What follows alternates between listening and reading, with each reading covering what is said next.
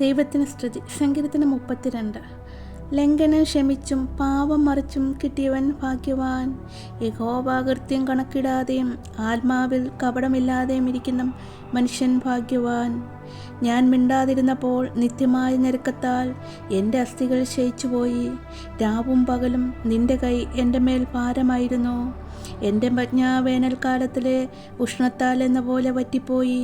ഞാൻ എൻ്റെ പാവം നിന്നോടറിയിച്ചു, എൻ്റെ അകൃത്യം മറിച്ചതുമില്ല. എൻ്റെ ലംഘനങ്ങളെ യഹോവയോട് ഏറ്റുപറയും എന്ന് ഞാൻ പറഞ്ഞു. അപ്പോൾ നീ എൻ്റെ പാപത്തിൻ്റെ കുറ്റം ക്ഷമിച്ചു തന്നു.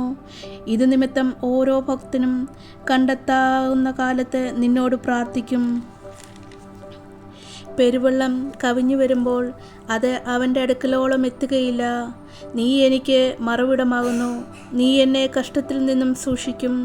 രക്ഷയുടെ ഉല്ലാസഘോഷം കൊണ്ട് നീ എന്നെ ചുറ്റിക്കൊള്ളും.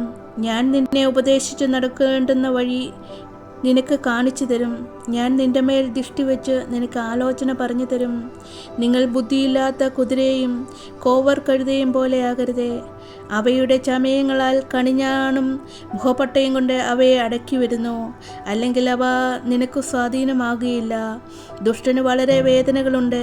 യഹോവയിൽ ആശ്രയിക്കുന്നവനെയോ ദയ ചുറ്റിക്കൊള്ളും. നീതിമാന്മാരെ യഹോവയിൽ സന്തോഷിച്ച് ആനന്ദിപ്പീൻ. ഹൃദയ പരമാർത്ഥികൾ എല്ലാവരുമായുള്ളവരെ ഘോഷിച്ചുല്ലസിപ്പീൻ.